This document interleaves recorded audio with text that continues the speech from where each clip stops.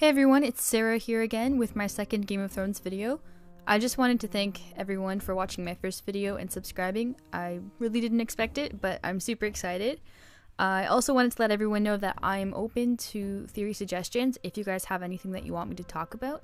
But for today, I want to talk about this theory that's been around for a while, that the world of ice and fire, or the land that it takes place on, is round.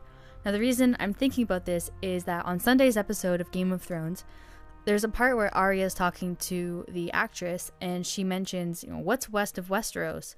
The end of the world.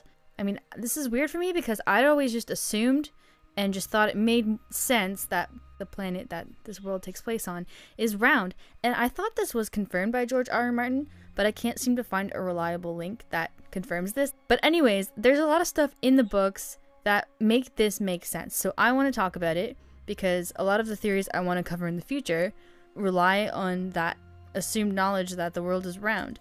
I'm going to place links below of other YouTubers who have done this theory because they're going to go into more detail than I plan to. I just want to go over it briefly for people who may not have heard about this before or even thought about this before. So you can look for the links in the description.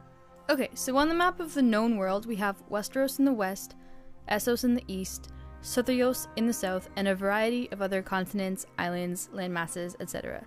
Seeing as the story takes place in a medieval time period, George R. R. Martin has said that the characters in the story are pretty ignorant of the rest of the world. So the idea is conceivable that there's also a northern continent, like Northros or Northrios, or whatever you want to call it.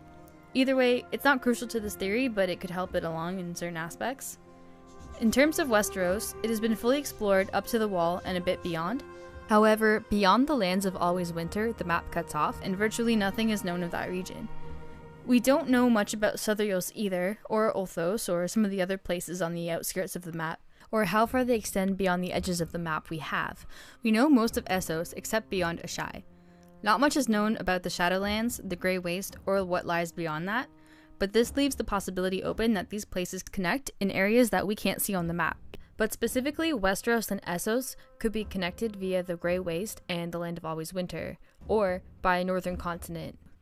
There are hints that we've received in the books that imply this could be true, one of which is the prophecy that Quaithe gives to Daenerys regarding which way she needs to go to get to Westeros. So Quaithe comes to Dany and says, "To go north, you must go south.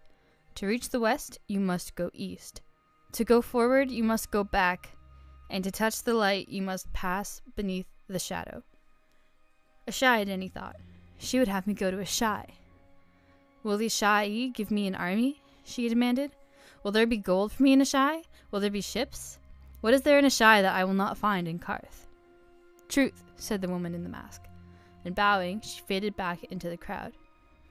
We also know from A World of Ice and Fire that there are similar legends of a long night and heroes for the dawn in both Essos and Westeros.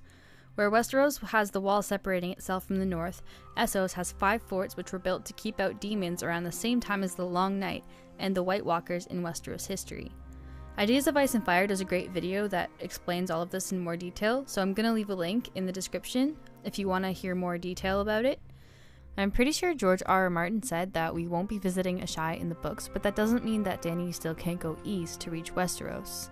We're also given hints that there are still dragons stirring in the Shadowlands beyond Asshai, so if Dany does go east, she might be able to skip Asshai and add to her army of dragons as well to defeat the others. George R. R. Martin also says that no one has tried sailing east from the Sunset Sea before, so maybe she takes that course of action.